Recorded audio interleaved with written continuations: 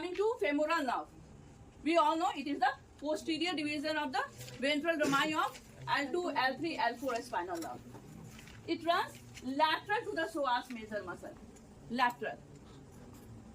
Now it crosses beneath the inguinal ligament, and before it crosses the inguinal ligament, it gives branch going to the iliacus and the pectineus muscle. Now it enters into the front of thigh, and just by the side of the lateral compartment of femoral sheath, it divides into two, that is the anterior division and the posterior division.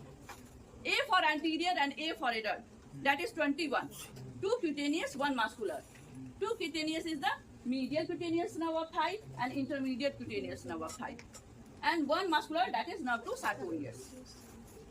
P for pediatric and P for posterior, that is 14. 1 cutaneous and 4 muscular.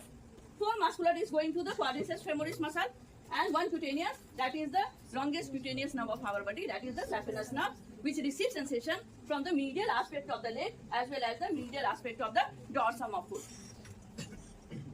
Okay, and regarding its clinical significance, there is cardiac catheterization, in which the surgeon put catheter in coronary artery block patient, and the site where it put the catheter in the femoral sheath in the lateralmost compartment, and at that region, as the femoral nerve lies just lateral to the femoral artery, it may be injured.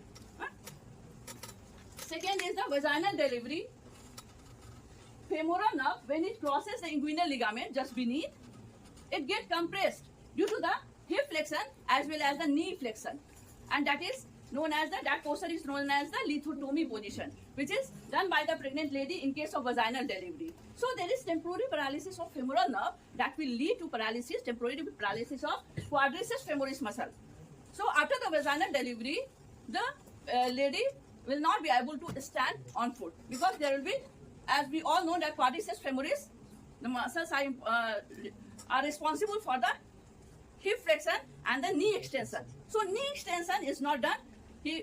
So knee is flexed and lady is not able to stand on her foot.